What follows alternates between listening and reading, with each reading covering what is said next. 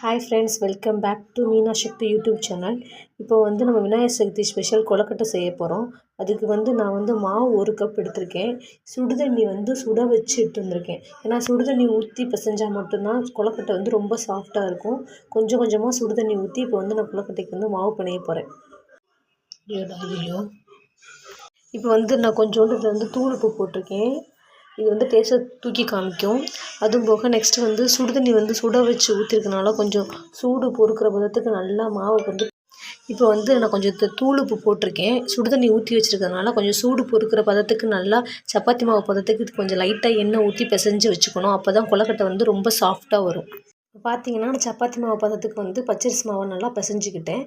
Next பூரணத்துக்கு தேவையானதை ready பண்ணலாம் வாங்க. வெல்லத்தை காய்ச்சி வச்சுருக்கேன். இதை வடிகட்டிட்டு இதோட நான் நிலக்கடலையும் தேங்காயும் அரைச்சி வச்சுருக்கேன். இதோட ஏலக்காய் சேர்த்து அரைச்சிருக்கேன். அதெல்லாம் சேர்த்து பூரணம் ரெடி பண்ணலாம் வாங்க. இப்போ பார்த்தீங்கன்னா வெல்லத்தை காய்ச்சிட்டு அதை இப்போ வடிகட்டி எடுத்துக்கிட்டோம். ஏன்னா வெல்லத்தில் பார்த்தீங்கன்னா கசடு இருக்குது பார்த்தீங்களா, அது இது பண்ணக்கூடாதுன்றக்காக இப்போ நான் வடிகட்டிட்டேன். நிலக்கடலை அப்புறம் தேங்காய் ஏலக்காய் இதெல்லாம் அரைச்சி வச்சுருக்கேன். இதை நம்ம காய்ச்சிற அந்த வெள்ளைப்பாகோடு அதுக்கு கலந்துடணும். இப்போ இந்த காய்ச்சிற வெள்ளைப்பாகோட நான் அந்த தேங்காய் அதுக்கப்புறம் நிலக்கடலை ஏலக்காய் இதை நான் அரைச்சி வச்சதை இதில் ஆட் பண்ணுறேன். ஆட் பண்ணிவிட்டு நல்லா இந்த மாதிரி மிக்ஸ் பண்ணணும்.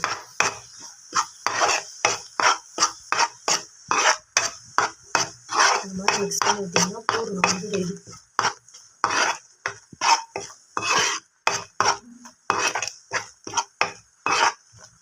கொஞ்சம் நேரம் அப்படியே இதை விட்டிங்கன்னா கொஞ்சமாக அப்படியே இறுகிடும்.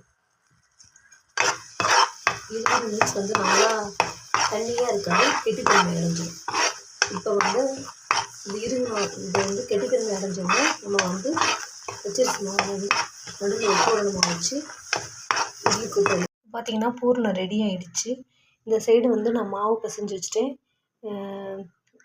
அதை செய்கிறதுக்கு அச்சு கிடைக்கிது கடையிலேயே. அந்த அச்சு நெய், இந்த அச்சில் கொஞ்சம் நெய் தடவிட்டு இதை வச்சோம்னா தான் அது ஒட்டாமல் அழகாக வரும் இந்த கொழுக்கட்டை. இந்த மாதிரி உள்ள பூரணத்தை வச்சுட்டு இப்படி ப்ரெஸ் பண்ணிங்கன்னா அந்த ஷேப்க்கு அழகாக வந்துடும். அப்படியே இந்த மாதிரி எடுத்து அவிச்சு எடுத்திங்கன்னா ஸ்வீட்டான கொழுக்கட்டை ரெடி. இந்த மாதிரி கொழுக்கட்டைங்களை அச்சில் வச்சு எடுத்து இந்த மாதிரி எடுத்து வச்சுட்டேன். இது இப்போ இட்லி குக்கரில் அவிச்சு வேக வச்சு எடுத்தால் சுவையான கொழுக்கட்டை ரெடி. இது ரொம்ப சாஃப்டாகவும் ரொம்ப டேஸ்டியாகவும் இருக்கும். இந்த மாதிரி யூஸ்ஃபுல்லான வீடியோஸ் பார்க்கணுன்னா, இன்ட்ரெஸ்டிங்கான ரெசிபிஸ் பார்க்கணுன்னா என்னோடய சேனலை சப்ஸ்கிரைப் பண்ணி எனக்கு சப்போர்ட் பண்ணுங்கள். Thank you friends. இந்த மாதிரி இட்லி பாத்திரத்தில் வச்சு ஒரு 10-15 நிமிஷம் அவிச்சிங்கன்னா சுவையான கொழுக்கட்டை ரெடி.